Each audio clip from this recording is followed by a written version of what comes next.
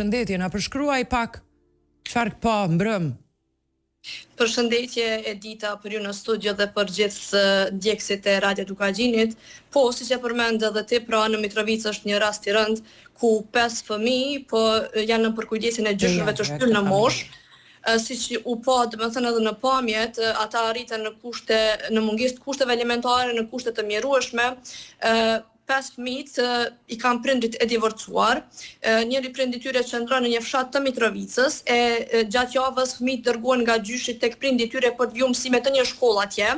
Kur ne e pyetëm pse po dërgohen fëmijët në një shkollë aq larg në një fshat, duke qenë se shkolla në lagjen e tyre është vetëm 5 minuta larg, ai tha se pavarësisht mundit që po e bën nuk po arrin me u kujdes mjaftueshëm, pasi që fëmijët janë të vegjël dhe nuk arrin pra me pas tërkohen në përkujdesje.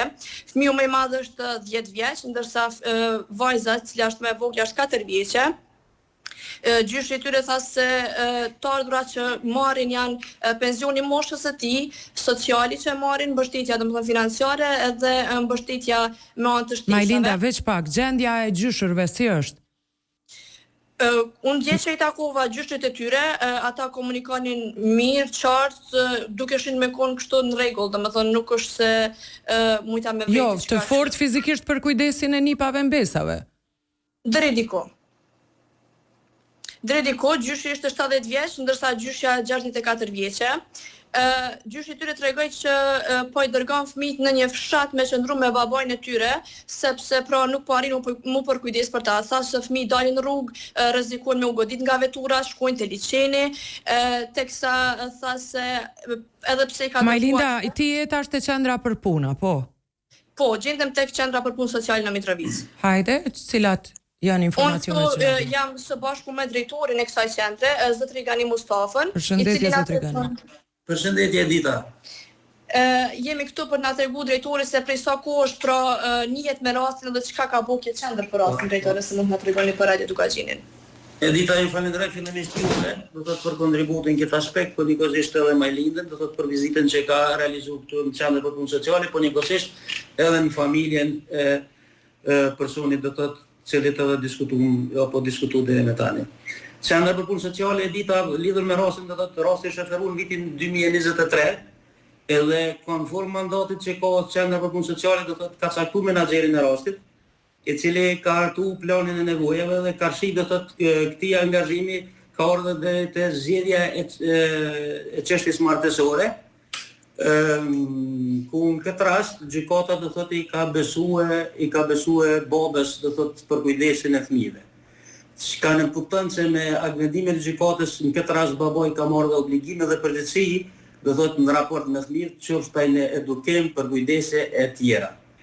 Për kësaj periudhe do thotë ne nuk kemi pas do thotë ndonjë shkresë apo ndonjë referim përjashtimisht vitin e kaluar kur kemi marrë një referim prej shkollës Migjeni, ku ka viju mësimin fëmija, edhe me njëherë do thotë menaxheri rastit e ka caktuar do thotë çështjen tek psikologu zyrtari për çështje psikologjike që kemi këtu pranë qendrës për punë sociale, por edhe përkundër që është ftuar 2 herë, baboi do thotë ka neglizhuar me bashkëpunu do thotë këtë aspekt me zyrtarët me qendrën për punë sociale.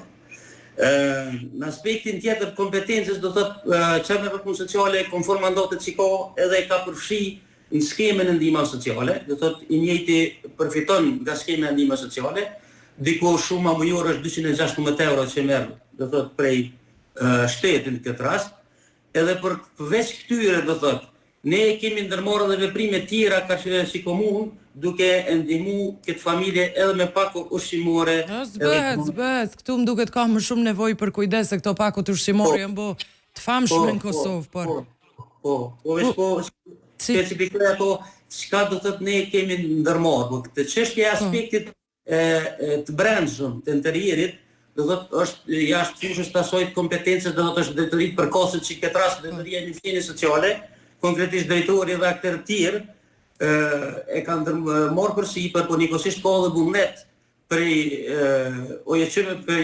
biznesën e ndryshme, për qytetarëve ndryshëm, do thotë që kanë shprehur vullnetin me ndihmu këtë aspekt, edhe jem do të bo përpjekje me serioze në këtë rast, edhe me organet komunale, që sa më shpejt do thot këtë aspekt kjo familje do thot apo të bëhet zgjidhje këtë aspekt për familjen. A nuk do duhej komuna t'i bënte strehim nëse ju e keni çu si rast që duhet më u strehu? Po, me njëherë do thot komuna ka ndërmarrë ato veprimet karshi mandatit saj dhe pritet do thot që në vitet në vijën ti kemi edhe rezultatet e para në këtë aspekt, duke përfshi këtu edhe për krahin dhe mbështetjen që ka marrë i njëjti edhe prej drejtoreshës shkollës edhe aktorëve tjerë atje do thot në vendin ku është duke jetu, për shkak se ai fillimisht ka jetuar në Mitrovic, po pas një kohë do thot ka migru për shkak do thot punës që ka atje. Kështu, ne kemi vizitu personalisht kam qenë unë, drejtori i mjedisit sociale, edhe drejtori i arsimit. Përveç do thot që kemi qenë vizitë në shtëpinë të apostrofurit, kemi dërgu do thot pakët ushqimore si përmena, kemi dërgu edhe mjete financiare, po cilat janë ndërzu drejtoreshës shkollës, për shkak se supozohet sipas tyre se edhe kes menaxhon për mjetin nga prindi. Kështu që do thot këtu janë ato përpjekjet që na si qendër për punë sociale jemi duke i ndërmarrë. M'fal, a bën të flasim konkretisht tash ç'a mundemi me bë për ata fëmijë? A mund t'i marrim në strehim se gjendja ku ata jetojnë për momentin është e mjerueshme, s'kishim mujt asun as të jetu aty. Po, deri të mirët një vendim nga komuna, strehimin ta kenë të përkohshëm. Po, varësisht do thot pe rrethonave qendër për punë sociale bazuar në ligjet pozitive ka të drejtë deri në 72 orë do thot me botë të heqjen e fëmijëve nëse do thot rrethona do thot jo të mira ose rrezikohet jeta e tyre, do gjithmonë është nëse rrezikohet jeta e tyre. Kështu që do thot është kompetencë e qendrës nëse këto rrethona brenda 72 orëve me largu dhe me strehu fëmijët në ndonjë institucion këtë rast. Që sa kohë e dini që ky rast është në këtë situatë? Po ne do thot kemi marrë referimin para 2 javëve. 2 javë? Po, kemi marrë për drejtoreshës shkollës, edhe me njëherë do thot kemi shku dhe kemi bo vizita, përveç se me drejtorët e specifikuar kam vizituar edhe me udhëheqësin e shërbimeve sociale, po njëkohësisht ka ndalë me njëherë edhe menaxheri rastit edhe psikologja. Po. Për çfarë do thot e kanë lënë do thot këto pamje që ne po i shohim, janë të tmerrshme të kësaj familje. A do të mund qendra t'i marrë sot, ose nesër këta fëmijë t'i tërheqë dhe t'i çojë në një vend më të sigurt? Po, na duhet të ndërmarrë, po thonë edhe një herë, jem obligues. Në rrethona kur shohim që gjendja e tyre është e rrezikuar, do të jemi të obliguar me ndërmarrë veprime të karshi, do të. A e konsideroni ju këtë gjendje të rrezikuar? Po, në rrethonat shpare janë, po flasë edhe një herë, në rrethonat shpare janë edhe kemi po, do thot, të miturit duke jetu dhe duke banu, do thot ne duhet ndërmarrë veprime të shpejta. Po në takimin që kemi pos, do thot, po thonë edhe me strukturat komunale, do thot, ky angazhim, edhe këto përpjekje janë, do thot, në atë fluksin më të madh, do thot, përpjekjet tona që me rregullu çështjen e banimit tina sa më shpejt që është e mundshme.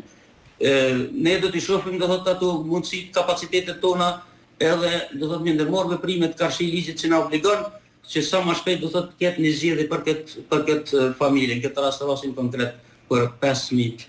Pra ju e konsideroni se është e rrezikshme ata të jetojnë aty dhe do të shihni zgjidhjen sa më të shpejt për zhvendosjen e fëmijëve. Ne duhet të ndërmarrim na si qendër për punë sociale ka shi mandatin ton, po prapë po them që nuk është në atë fuqinë tonë për shkak se brenda 72 orëve duhet deklarohet edhe gjykata, do thotë të marrë një vendim në rastin, se nuk u gjën edhe me të hiq fëmijët edhe pa do thotë një vendim gjykatës. Po pse su organizuan këto 2 javë derisa ka lajmëruar profesoresha këto 72 orë? Po, ne jemi si institucionet specifikova edhe më herët, po njëkohësisht edhe gazetarës tuaj i shpjegova, do thotë që jemi në ato përpjekjet tona së bashku edhe me kabinetin, po edhe me drejtorët e drejtorisë përkatëse. Rastin konkret drejtorin e mjedisit sociale që është shumë i përkushtuar këtë aspekt. Po shpresojmë shumë që kena me arrit do thot me boni zgjidhje për këtë rast. Jemi në kontakt prap. Po gjithsesi Edita. Faleminderit për kohën. Faleminderit drejtor. Edita pa dashur me zgjat shumë deshta me përmend një pjesë në tentim për me grumbulluar informata sa më shumë për rastin, ne kemi kontaktuar drejtoreshën e shkollës, në cilën vijojnë mësimin ata fëmijë. Drejtoresha na tha se tash 40 vite që merret me arsim, nuk ka pa rast ma trond as para luftës e as pas luftës sa ky rast për cilin po flasim, pra, ajo tha se ka pas ankesa dhe nga mësimdhënësit se fëmijët janë kaotik, me mungesë higjiene në shkollë, e që fatkeqësisht edhe kundërmojnë. Majlinda, mu po më dhem zemra vetëm për diçka, është shtëpi nuk është bo që 2 javë ashtu. Ajo është ndër vite. Pra kjo alarm është dashur më u bë shumë më përpara. Por hajde që sot po japim za dhe të japim zgjidhje.